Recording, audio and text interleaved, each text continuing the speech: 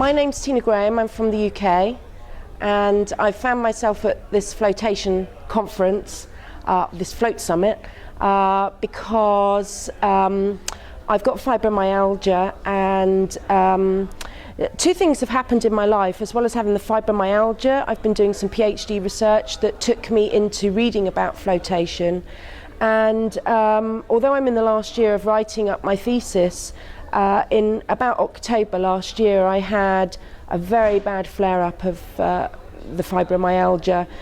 I was diagnosed in 2001 after a car accident. It was a pretty bad accident, and I struggled for 3 years before I got a diagnosis. And since that time, I've had various flare-ups of the condition, and to differing degrees. I had a very bad flare-up in 2007 after another accident. That took an awful lot of drugs to try and get it back under control. And then I had a bad situation at work, which was extremely stressful last year, and really made me more vulnerable to a flare. The flare-up that I've just come through has been so bad that it's needed a lot of medicines, including a pain patch called fentanyl, which is a man-made drug that is similar to morphine, much more powerful than morphine. But it wasn't working, along with a whole list of other medicines that really weren't helping my pain. So in sheer desperation, I have a friend in Phoenix. I decided that I needed to leave the UK. It's very gloomy, very damp, and just take a break, change the environment. And it just so happened that as I'd been reading about flotation and different brainwave states, I asked her whether there was a float tank in Phoenix, and there was. And so when I flew out, I'd asked her to book me in ASAP, so I got in the tank the day after a long-haul flight.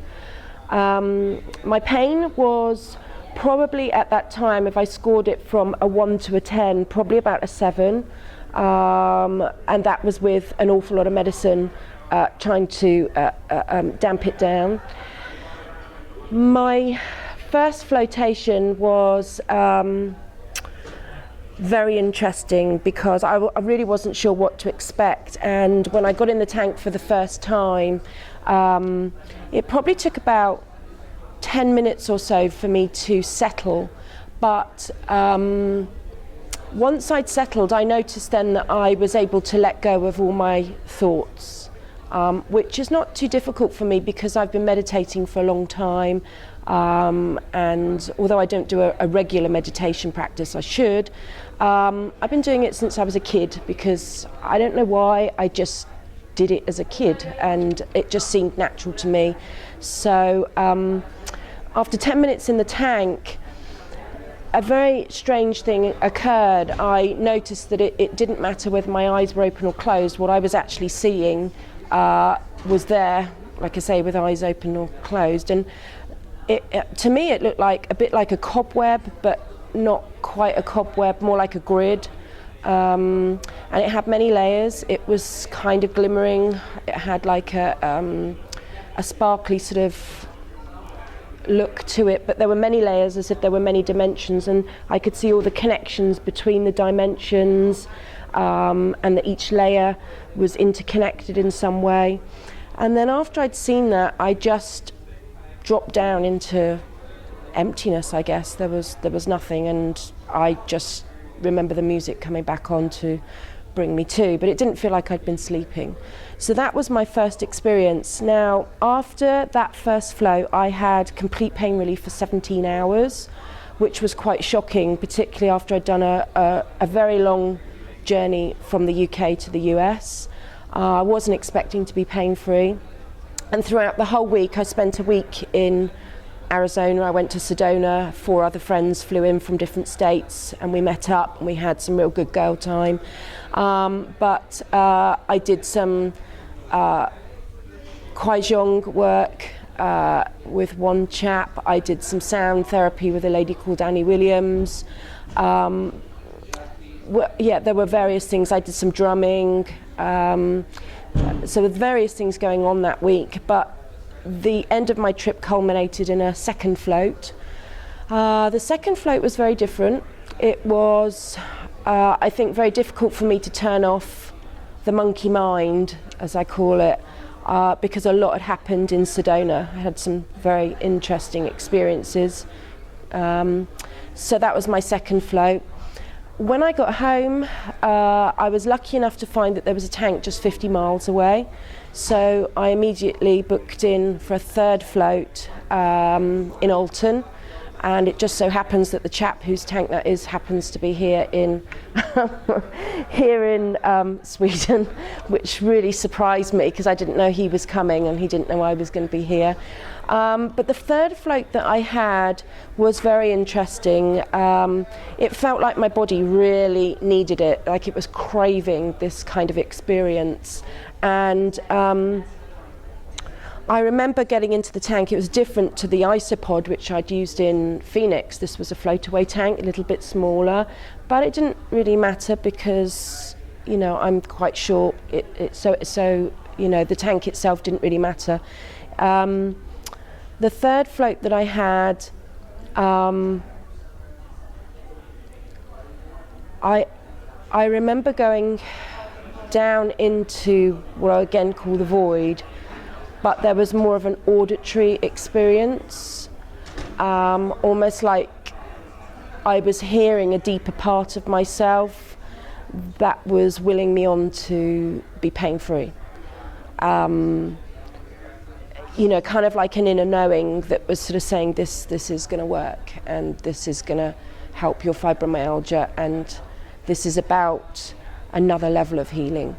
So that was a little bit strange because I kind of wasn't sure where that was coming from, but it felt like embodied wisdom, some kind of embodied wisdom, something much deeper that was coming from the core of me, and something that was encouraging me to pursue this as an experience and as a healing modality.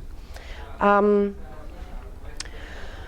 well as hearing, halfway through the float, and again this was very strange, I kind of came to and the inside of the tank was glowing.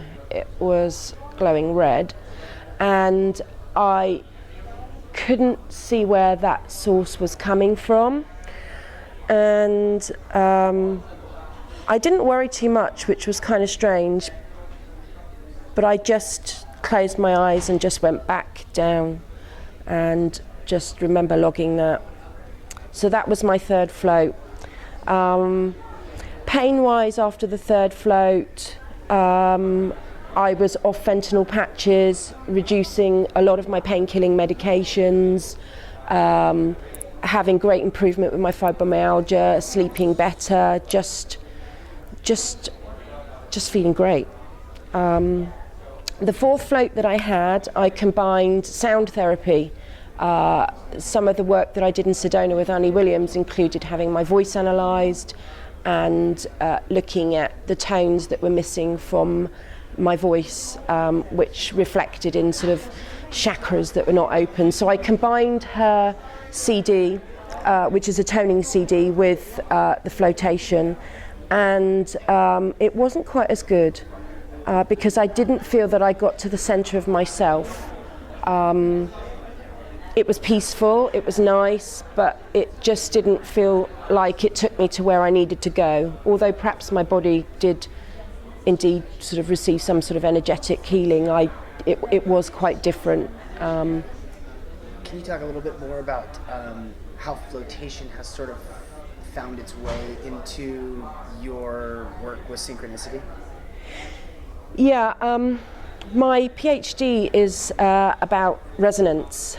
Primarily resonance in relationships. I'm a counsellor psychotherapist, and I've been doing this work for 15 years, and what I have found in my clinical work is that when you're in an alignment or an attunement with a person, really listening to another person from a place of what I call perfect silence, there's something that opens in the process that's akin to sort of lining with the universe, really, and what the other needs in order to heal. And that does actually embrace synchronicity. So in my own healing journey, as I've been doing this research, things have kind of manifested externally. I very much believe that inner and outer are connected. And as Jung says, once we get to the bottom of the self, we end up back outside. So as I've become more open as a human being and more open to being vulnerable, some pretty magical things have happened. And people show up at the right time. I find myself bumping into people that I've thought were helpful, and I've seen them again. And I find that very confirmatory. Somebody that I've met recently, I've read one of his books and I'm waiting for the next book to come out. A chap called Remo Roth calls this the Synchronicity Quest. I don't really call it the Synchronicity Quest. I call it, as Jung would, the process of individuation, that actually the universe conspires with the heart of self for us to actually become more of who we are and actually unify with love. That I know that might sound a little bit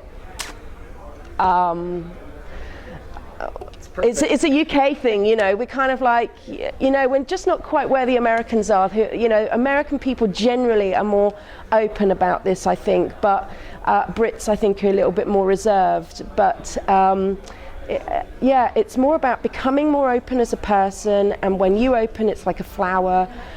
Externally, things open for you, and it's a really spiritual thing. It's, you know, it's about the divine in yourself connecting with the divine in everything else. And I guess that's what's brought me to flotation. That in my heart, I've desperately wanted to be whole as a person, but that also means that to be whole, I need to heal my disease, which is the physical, as well as the mental and the spiritual. So it's on all levels.